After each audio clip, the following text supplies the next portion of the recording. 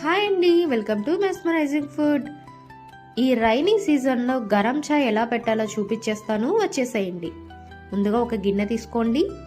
Water తాగే glass ఉంటుంది కదా, ఆ గ్లాస్తో 3 గ్లాసెస్ ఆఫ్ మిల్క్ అయితే తీసుకోండి.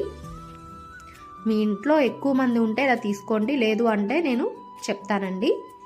నేనైతే ఇలా 3 గ్లాసెస్ తీసుకున్నానండి. ఇప్పుడు 3 గ్లాసెస్కి 1 గ్లాస్ ఆఫ్ వాటర్ అయితే యాడ్ చేసుకుంటున్నానండి. అదే మీరు 1 గ్లాస్ ఆఫ్ మిల్క్కి 1/2 గ్లాసు వాటర్ని యాడ్ చేసుకోండి. అలాగే 4 టేబుల్ స్పూన్స్ వరకు టీ పౌడర్ కూడా యాడ్ చేసుకుంటున్నానండి. అలాగే 4 టేబుల్ స్పూన్ షుగర్ కూడా యాడ్ చేసుకుంటున్నాను. మీరు టేస్ట్ని బట్టి షుగర్ అనేది యాడ్ చేసుకోండి. ఇలాగా 1 ఇంచ్ అల్లం తీసుకోండి. 4-5 మిరియాలు తీసుకోండి. 3 లవంగాలు, 3 to 4 లవంగాలను కూడా తీసుకొని ఇలా కచ్చా పచ్చాగా దంచుకోవాలండి. వీడియోలో చూపిస్తున్నట్టుగా ఇలా రావాలి. ఇలా క్రష్ చేసుకొని ఈ టీలో వేసేసుకోండి.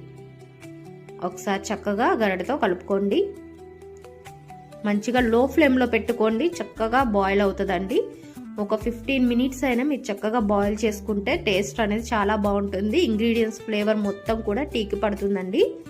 మధ్య మధ్యలో కలుపుకుంటూ ఒక 15 మినిట్స్ వరకు అయినా మీరు చక్కగా బాయిల్ చేసుకోండి. తర్వాత ఒక గిన్నె తీసుకోండి, చక్కగా కడిగి తీసుకోండి. ఎందుకంటే కడగకుండా తీసుకుంటే టీ అనేది అడుగంటుతుందండి మీరు కాగబెట్టినప్పుడు.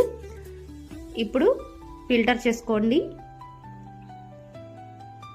చూడండి, కలర్ కూడా సూపర్గా ఉంది. ఇంగ్రీడియంట్స్ అన్ని చక్కగా టీకి వచ్చేసాయి. ఈ వర్షాకాలంలో జలుబు దగ్గు ఉన్నప్పుడు ఈ చాయ్ చాలా బాగుంటుందండి. మీకు మంచి రిలీఫ్ అయితే ఇస్తుంది. తప్పకుండా ఒకసారి నేను చెప్పిన విధంగా ట్రై చేసి చూడండి. అలాగే నా వీడియోస్ మీకు నచ్చినట్లయితే తప్పకుండా సబ్స్క్రైబ్ చేయండి, లైక్ చేయండి, షేర్ చేయండి, కామెంట్ చేయండి. Thank you for watching.